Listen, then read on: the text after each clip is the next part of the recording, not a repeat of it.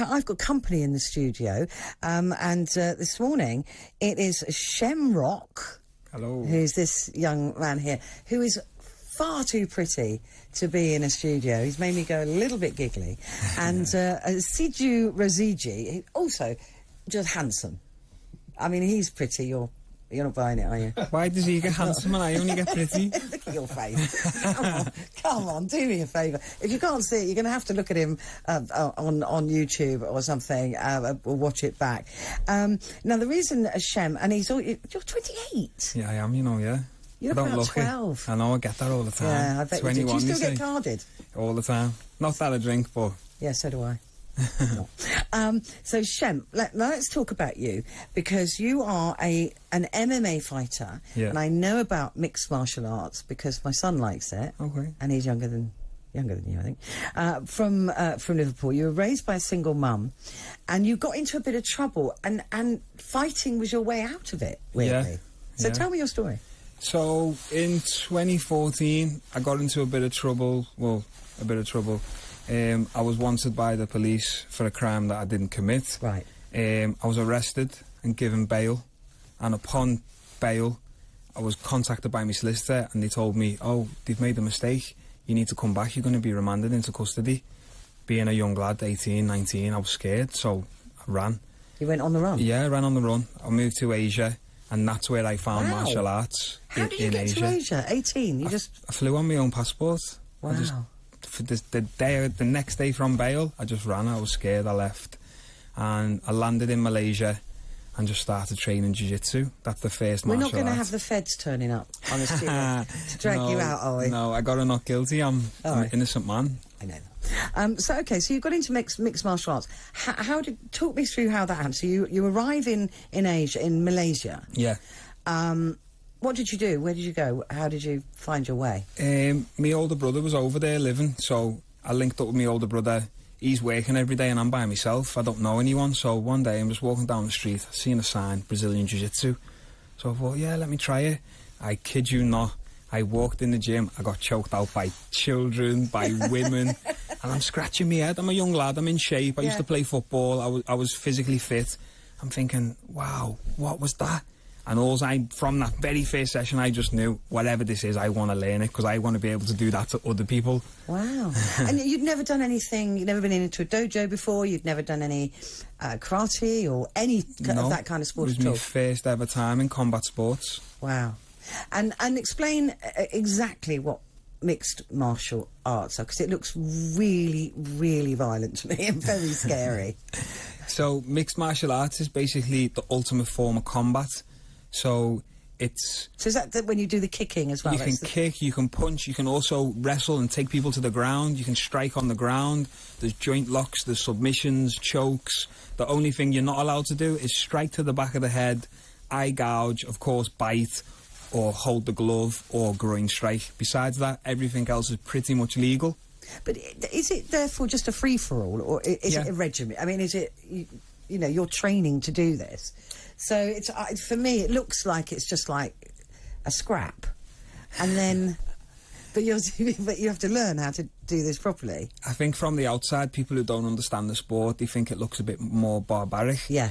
But so there are rules and there are there's rules. Training. You've got to be a disciplined person to excel in the sport. You can't just show up without training hard. You got to really dedicate your life to it. So it's not like wrestling where it's fake. No, it's 100% real. I remember the day I told my son that wrestling was fake. I cried. Yeah, so did he. He was like, no, it's not, you're lying, you're lying to me. And Siju is here, Raziji, who is your manager. Over to you. How did you come across this young man?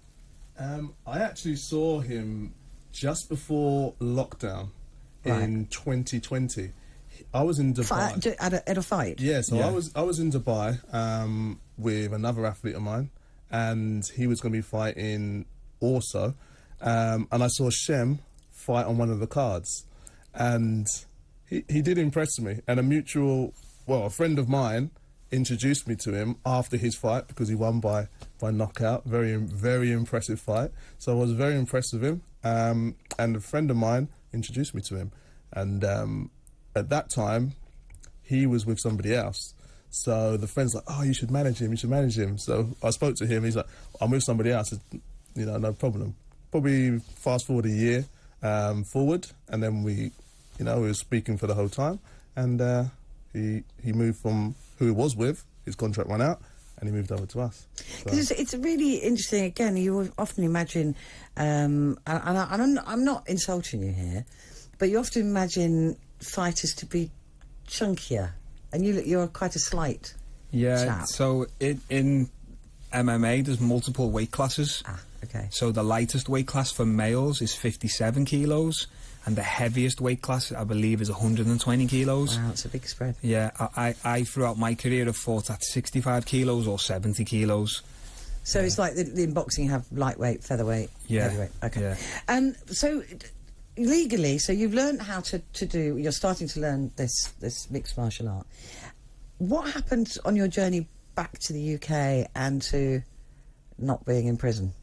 So throughout my career, there was a lot of setbacks where I'd get amazing opportunities, and then I'd have the blockers put on me because of the position of being a wanted criminal. Like, I was at Conor McGregor's gym, I got kicked out of there. I got signed to One Championship, the biggest promotion in Asia, and I got kicked out of there. And it wasn't until I then moved to Ireland that I got offered the world title fight in Belfast. So I decided to travel to Belfast, being inside the UK. Yeah. After the title fight, that's when I then got arrested. They were waiting for you? Yeah. I got remanded into custody, and thankfully I got proven not guilty, and then here I am now, a free man. But do you not get any punishment for running away?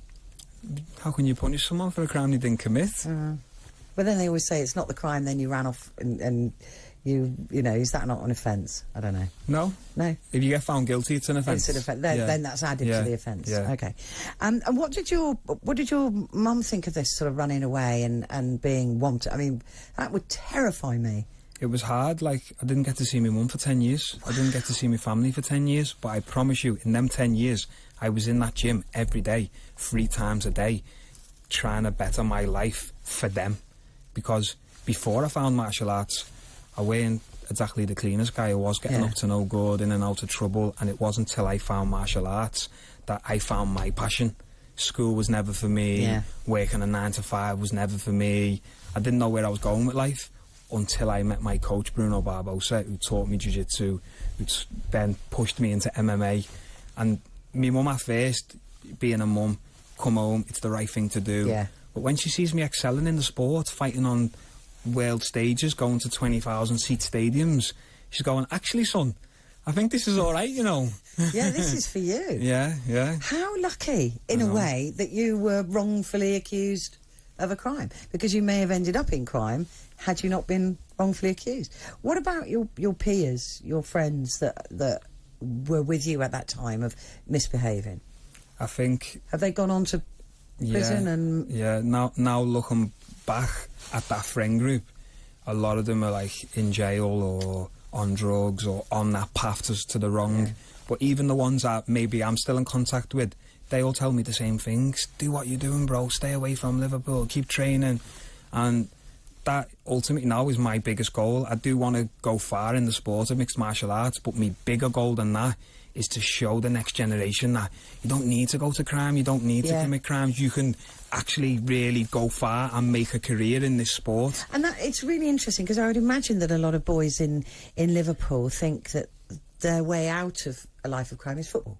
Right? Yeah. That would be, you know, I'm going to be a footballer, I want to be a footballer, football. Music, combat. Yeah. So so to see somebody excel in something else, there's another option. And it's not just boys in Liverpool as well. They need positive role models, as we're told. Managing somebody, if I can come back to you, Siju, you know, is it the same as those who can teach, those who can't?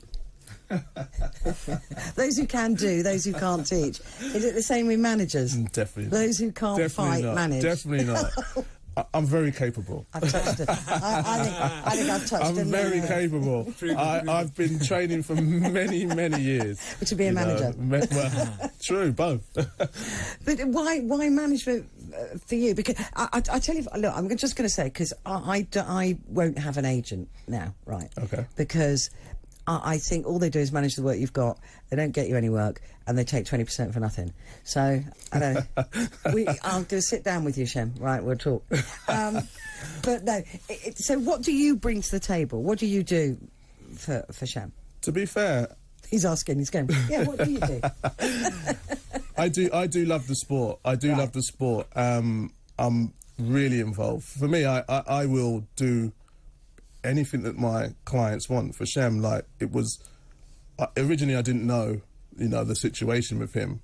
But even though the situation did occur, I would back him 100% without a shadow of a doubt. In this scenario... it ended up that sort of built the team around him, like his defence team, you know, make sure we got the best team, the best, you know, the best barrister and stuff like that, to make sure that, you know, the truth comes out. Yeah. And in this situation, the truth came out. Yeah. And it meant that he could be a free man, because it's devastating to see somebody who really is a good character have to go through what he's had to go through. Yeah, that's quite extreme, isn't it? Yeah, it's quite extreme. and for the length of time that he had to go through it. Yeah. And the pressure, even in his last fight, the pressure where people are actively, we're going to tell you this, we're going to tell this and that, and that's what caused the police to be in the vicinity. Somebody dobbed you in. Yeah. And that is a lot of pressure when you're already performing on a high level with a world title. I think everything just comes together and happens for a reason, because I have actually been in that jail system and seen people get lost in the system, and when you speak to them and you realise, man, this guy shouldn't be in jail, he's innocent. I believe if I never met Sid, I would have got lost in that system. He did a lot for me and stood by me when you don't realise until you're in there how many people disappear. Yeah, of all course. These people who were your fans, or they want to work with you, or they want to sponsor you, they all disappeared. Sid was there every single day. I could not ask for more. Does he take the blue M&Ms out of the bag for you? I'm hoping so one day, you know. So what? So you saw in Shem some real talent. Yeah, can he go all the way? Can he do the job? Can he go far? All day long. Yeah. Yeah, he's got it all. I think people that will listening and watching this will instantly tell you his character. Stop smiling at me. Charismatic. So off-putting. And having the skills is like an added bonus to that. Yeah. So, you know, it's not everyone can make it, but he has all of the tools, you know, all of the tools. And he's been showing it on the world stage since he started. He has built and forged a career in Asia. He come, you know, back over to Dubai, to Ireland. It's and amazing. now this, what a life. man, to be able to fight in England, he's never had the opportunity to do that. It's very tough outside of, you know, where the sport is, you know, England, America. It's very tough to grow a career out there, and he has done an amazing job so far. So we're going to see you on our TV screens with a perfume soon? No. Walking slowly through a field or something. If they pay me enough. Yeah, I was going to say, don't say no. He'll tell you that. Yeah. Are you looking? Is it the sort of sport that gets those kind of deals 100%, that you get? 100%. Yeah, 100%. You know, he hasn't come in with a T-shirt emblazoned with anything. You know, did you get those sponsorship deals? Are you looking for those? The sponsorship deals for sure. Yeah. They will come thick and fast. He has a good following, and people are already knocking on his door, you know, without a shadow of a doubt. So now he can walk around England as a free man. Yeah. The sky is honestly the limit. So how long have you been able to walk around England as a free man? It's only been 4 weeks, 5 weeks. You're kidding me. Yeah. It's brand new still. I'm still like adjusting. Yeah. Everything's changed. Every time you see a blue light, you go a bit... No. You're not worried at all? No, it's a different life that when I've you hear changed. the bill coming down the road. 4 weeks, wow. Yeah. So what next?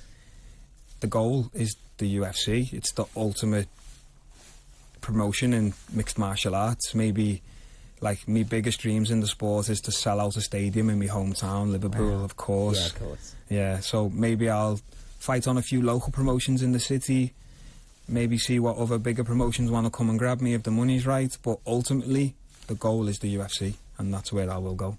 And the UFC stands for? Ultimate Fighting Championship. Ultimate Fighting Championship. I'll be there, front row. I won't. Well, I might. You might. I might. Like that, You looking will. through one eye. I think you will. I'm now a fan. Who couldn't be with that face? Exactly. I can't look at him. Just can't look at him. Far too pretty. Don't get that face messed up. Too late. Right, don't. You know, if there's an opportunity for somebody to punch you in the face, just do that. Just don't waste it, all right? Listen, the best of luck to both of you. I've loved you coming in, really I have, and I'm gonna be watching out for you. Okay. I will watch out for you. Not so much you. You won't see me. I'll be in the background. Yeah, he's in the I'll be in the background. I'm actually joking. I think you're both absolutely fantastic. Shem Rock and Siju Rosiji, thank you so much for coming into the studio. I've absolutely loved it. Thank you. It's been a pleasure. Stay with us on Talk TV. What gets too much airtime? Bland, beige, unopinionated dross. I think the British public wants to be able to be of an opinion, want to be able to be involved. That's the great thing for me about Talk TV. People will be able to get involved. I just think that we misjudge the British public if we tell them the whole time what they should be thinking. I am sick and tired